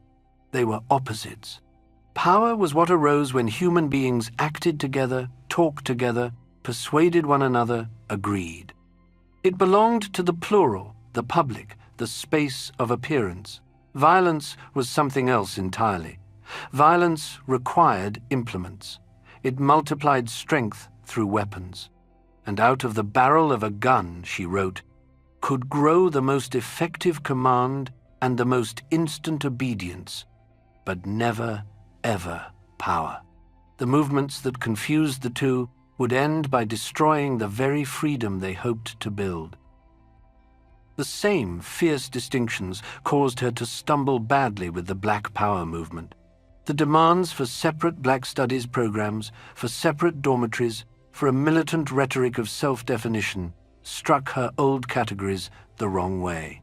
She read them through the same uncompromising lens she had once turned on the desegregation crisis in Little Rock, separating the political realm of equality from the social realm she thought should be left alone.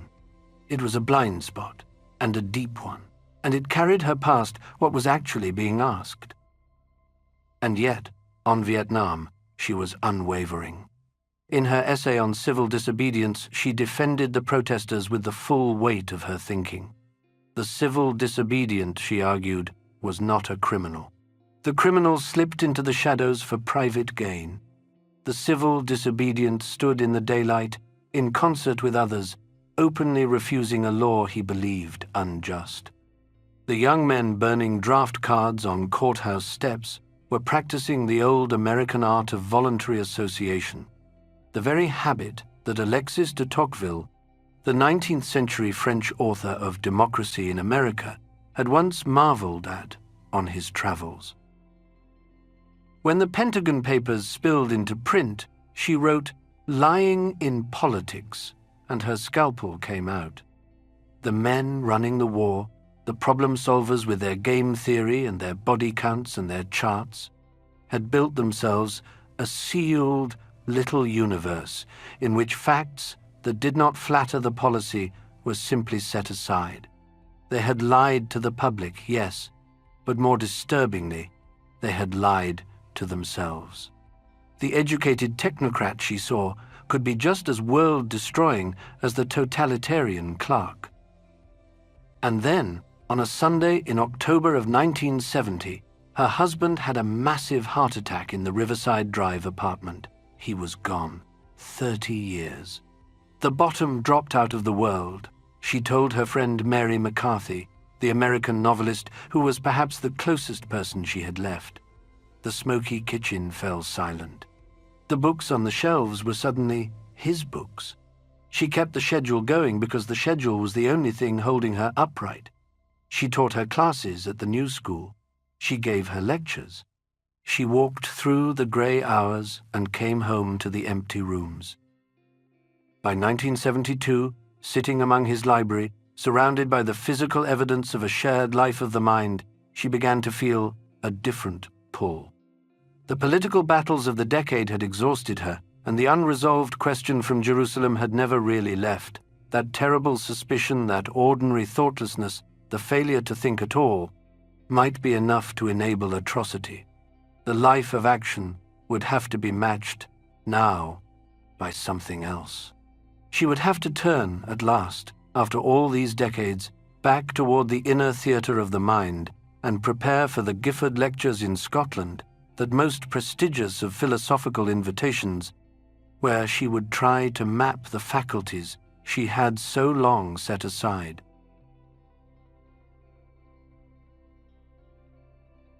Chapter 13. Thinking, Willing, Judging, the Final Work. In the spring of 1973, a 66-year-old Hannah boarded a transatlantic flight bound for Scotland. The toll of it would not be small. In May of 1974, a severe heart attack interrupted the Scottish journey, halting the lectures partway through, forcing her to confront the limits of her own mortality with the same directness she had brought to so much else. She confided to an old friend, around this time, that she had done her bit in politics, and from now on, she said, she was going to stick to philosophy. The decades of action, of essays and arguments and public storms, of standing in the arena and being shouted at by her enemies and her former friends alike, had given way to something older. Looking back at her own beginnings, at the Marburg seminars of her youth, she conceded that her early formation had implied already, even though she may not have known it, a non-commitment to the public. Philosophy, she said, is a solitary business. The project she carried into Aberdeen was conceived as a kind of architectural counterweight to her great work of 1958. The human condition had mapped, in painstaking detail, the active life, labor, work, and action. But it had left the inward life entirely unexplored. Now she meant to chart the other half. The new book would be called The Life of the Mind, and it would have 3 volumes, each devoted to one of the mind's autonomous activities: thinking, willing, judging. But the whole undertaking was haunted. The ghost in the glass booth in Jerusalem had never quite let her go. Adolf Eichmann, his startling shallowness, his terrible ordinariness, had forced upon her a question she could no longer set aside. Evil, she had come to believe, was never radical. It was only extreme.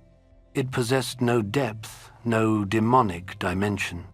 It could overgrow and lay waste the world precisely because it spread like a fungus on the surface. That was its banality. And from this came the question that drove the new work. What are we doing when we do nothing but think? Could it be that thought itself, the silent activity of the mind, was among the conditions that conditioned a person against doing evil?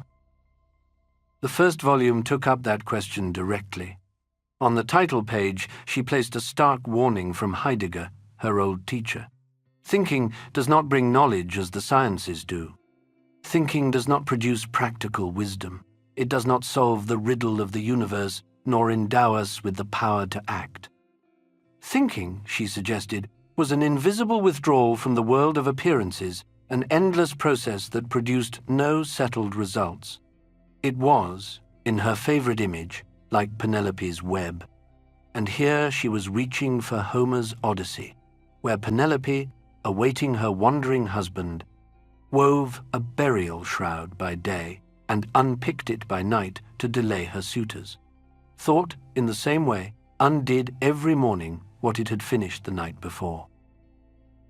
Her model here was Socrates, who himself has left no doctrine, no system, only the example of a conversation. Thinking, for Hannah, was the silent dialogue between me and myself, the two in one. This was where conscience was born. A person who committed murder, she wrote, was condemned to spend the rest of their life locked in dialogue with a murderer. Eichmann's catastrophic complicity, she now saw, lay in his absolute failure to begin that dialogue.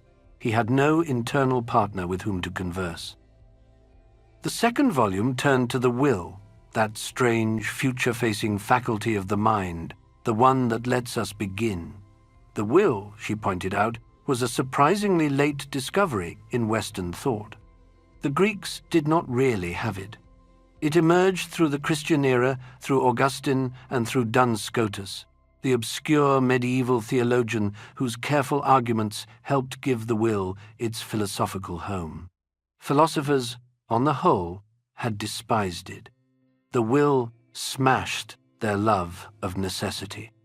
It introduced contingency and spontaneity into a world they preferred to imagine as logical. But that very contingency, she argued, was precious.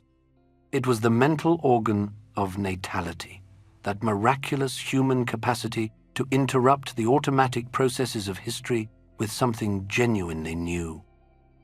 The third volume was meant to bridge the gap. Judging would carry the solitary mind back into the shared world of human plurality. She built it not from a political treatise, but from a creative misreading of Immanuel Kant's Critique of Judgment, a dense work from the 1790s in which Kant had tried to explain how we make claims of taste, why we say a painting is beautiful and expect others to agree. Judging, she said, required an enlarged mentality. It worked through representative thinking, holding in your own mind the standpoints of people who are not in the room, imagining the world as it looks from where they stand. The more perspectives one could imaginatively hold, the more valid one's conclusions. It demanded the liberation from private interest, the willingness to set aside what you personally wanted and ask what could be said from many points of view at once. And it dealt not in truth, which carries an element of coercion. A truth, once proven, leaves no room for argument. It dealt instead in opinion, which moves discursively from place to place until it ascends towards some impartial generality, a view shared by many minds. Truthfulness, she wrote, was the acceptance of things as they are, and out of that acceptance arose judgment itself. What Isaac Dinesen, the Danish storyteller, had called the day on which we would be privileged to view and review our lives. Then, on the evening of December the 4th, 1975, the apartment on Riverside Drive was warm with company. Friends had come for dinner. The plates had been cleared, a cigarette had been lit, and then, without warning, the heart attack came, and the life of the mind ceased. She was 69 years old. In the adjacent study, in the carriage of her typewriter, sat a single sheet of paper. It bore the title, Judging, and 2 epigraphs. The rest of the page was entirely blank. That blank page was the last sentence she did not finish. There were others. Judgments she had spent 40 years not delivering, names she had refused to speak with the full weight of what she knew. The hardest of those names belonged to one man, and to understand why, we have to go back to a small German city tucked against the edge of the Black Forest, and back to the winter of 1950. Chapter 14. Heidegger Again, and the Things She Wouldn't Say. That winter found her once again on that long, painful itinerary through the ruins of Europe, and somewhere along the way she made a detour to Freiburg. A grand old university city, the kind of place where scholars had been arguing about being and truth for centuries, and it was where Martin Heidegger still lived. They met at a hotel. The waiter called out his name in the dining room, and there he was. The man she had loved as an 18-year-old student in Marburg, the man whose rectorship at this very university in 1933 had aligned his lectern with the swastika, the man she had not seen in roughly a quarter century. She wrote to him days later, trying to capture what had happened in that dining room. This evening and this morning, she said, are a confirmation of a whole lifetime. As the waiter called out your name, it was as if time stood still. Time, of course, had done nothing of the sort. Heidegger went home that night and confessed the meeting and the affair to his wife Elfriede, who had not known. Elfriede's anti-Semitism was no secret, and never had been. She had worn her own Nazi convictions as openly as a brooch. Hannah returned to New York in March, but she came back. Over the next 2 years, every trip to Europe brought another visit to the Heidegger home in Freiburg, and between the visits, letters, roughly 70 of them. She even sat in on one of his seminars. And what developed across those visits was a strange and painful arrangement. The Jewish refugee who had documented the machinery of genocide, sitting in the parlor of the woman who had worn the party badge with pride, taking tea, enduring jealous outbursts. On June 5, 1952, Elfriede threw a fit after one of the visits, and Heidegger wrote to Hannah asking her not to come back and not to write again. He chose, in the end, domestic calm over the woman who had crossed an ocean to forgive him. And the forgiveness itself was the strangest thing of all, because in April of 1933, this same man had been elected rector of the University of Freiburg by unanimous vote.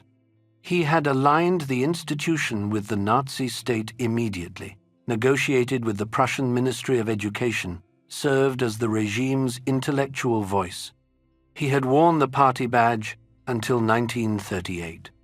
And when his own teacher, Edmund Husserl, was barred from the faculty under the anti-Semitic purges, Heidegger had signed the official circular forbidding Husserl from entering the university grounds.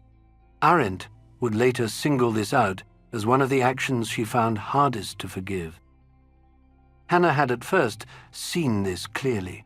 In an essay from 1946 called What is Existence Philosophy, she went after him with something close to fury. She argued that Heidegger's vision of the isolated self, the self stripped of world and others, produced what she called an over-self. By this, she meant a dangerous collective ego, a self that surrenders its individuality and merges entirely into the mass, ready to be organized into something monstrous. It was, she suggested, a philosophy that could lead a man to the swastika without ever having to leave his desk.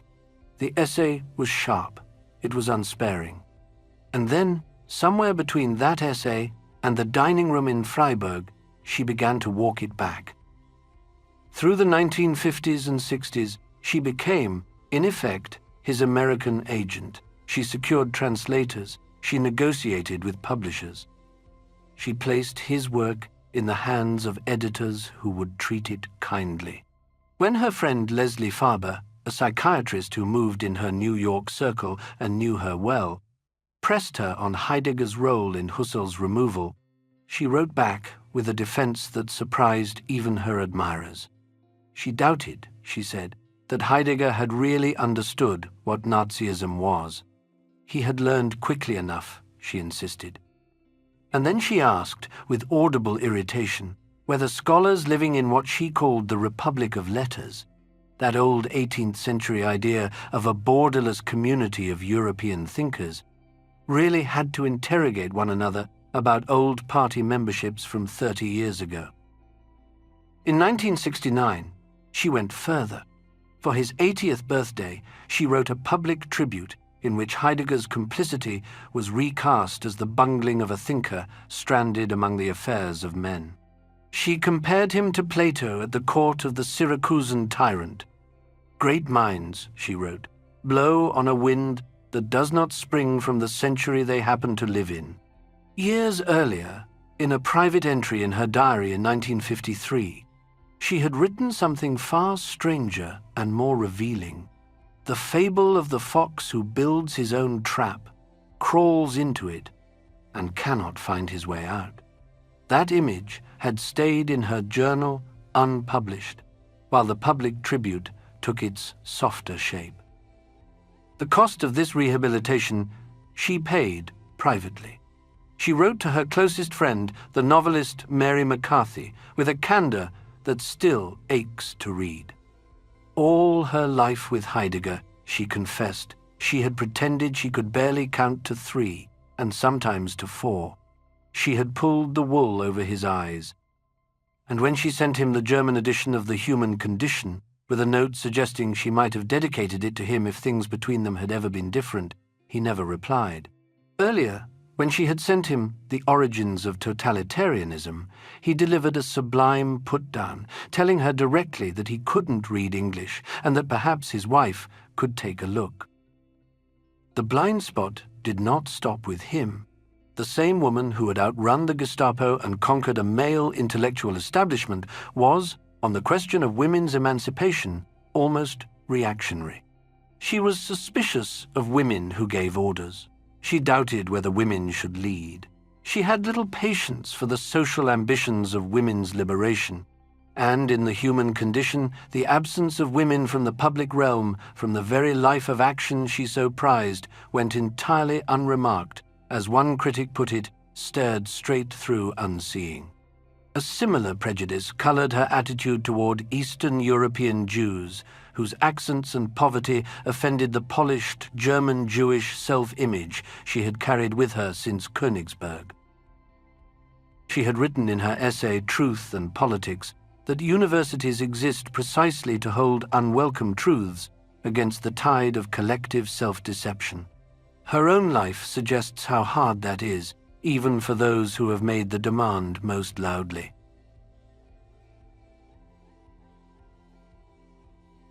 Chapter 15. Arendt for the 21st Century. 50 years have now passed since that December evening in 1975, when Hannah slumped over at her dinner table mid-conversation and slipped out of the world. And yet the books she left behind have refused to settle into anything resembling peace.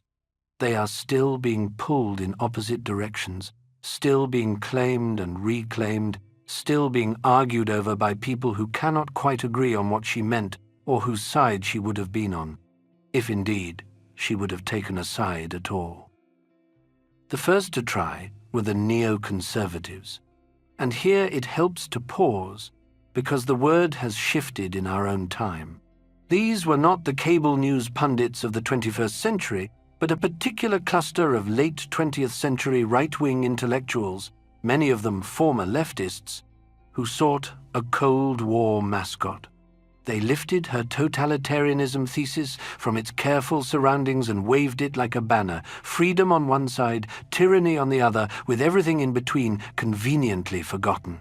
What they preferred not to mention was her scolding critique of Western imperialism, or her open contempt for the nation-state itself, which she had blamed for producing the very catastrophes they claimed she had diagnosed.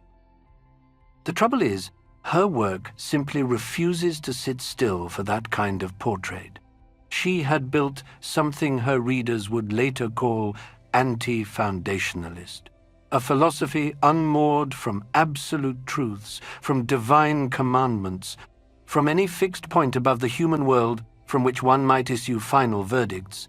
She believed, as one of her interpreters put it, in the priority of democracy to philosophy. She mistrusted anyone who claimed to derive political action from rules handed down from somewhere outside of politics itself. The more interesting reception, the one that hums with current relevance, has been on the left.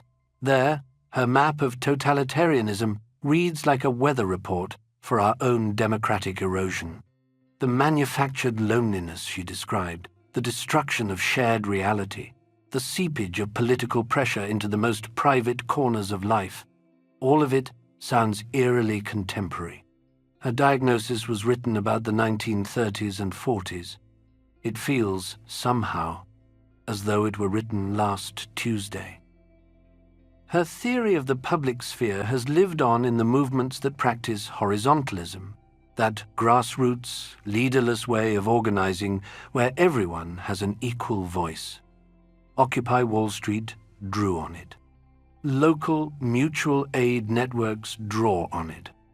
General assemblies, direct democracy, the long evening meetings in church basements and town squares, they trace a quiet line back to her recovery of the public space as something more than a marketplace for redistribution. Politics for her was an agonistic stage. The word comes from the Greek agon, meaning a healthy contest, a public debate, the friction of free people speaking and being seen. She offered something else, too, the idea of alienated citizenship, a deliberate distance the citizen keeps from the crowd, from the easy thrill of flag-waving patriotism, from doing what's always been done just because it's always been done. She drew it from Socrates, the old gadfly of Athens, who pestered people in the marketplace with questions until their certainties fell apart in their hands. What is justice? What is courage? The more they tried to answer, the less they knew. That was his gift. He paralyzed them on purpose, so they would have to actually think, the stop and think, she called it. A pause, right before action, that could save a person from doing something monstrous. Her warning was stark. Watching ordinary Germans become accomplices to mass murder, she had noticed something chilling. The people most certain of their old values were the first to swap them when a new regime offered new ones. The man who believed firmly in God and country, handed a new set of beliefs, simply picked them up and went on believing firmly. She called this kind of belief a banister, a handrail you grip as you walk through life so you don't have to think about where your feet are going. And the terrifying thing about a handrail is that it can always be swapped for another. The Socratic mind refused all handrails. It kept its balance through thinking itself, through that inner argument between you and you that she called the two-in-one. That is what tyrannies destroy first. Not your freedom of movement, but your freedom to disagree with yourself. However, there is much of her thinking that people still argue over, her mishandling of what she called the social question, her strange separation of economic suffering from political freedom, her failure at Little Rock, the methodology her later readers adopted of thinking, as they put it, with arrant against arrant, using her framework to critique her own conclusions, is perhaps the most honest tribute her work has ever received. What endures, in the end, is the posture of the radically estranged theorist, the exile's cold and clarifying eye. The reader is pulled, gently, and then not so gently, out of the cave of comfortable democracy and made to confront the frailty of human affairs. She offered no banister. She would not give us one. What she offered instead was a sentence, almost embarrassingly modest after everything else. What I propose, therefore, is very simple. It is nothing more than to think what we are doing. That is where our story ends. If you've stayed with us all the way to here, thank you. It means a great deal. And once again, an enormous thank you to all our YouTube members and Patreons. Your support is the reason these videos exist. If you'd like to join them, you'll find the links in the description below. And if this episode moved you, please like, comment, and subscribe. It genuinely helps other curious minds discover the channel. Until next time, this has been History After Dark. Goodbye.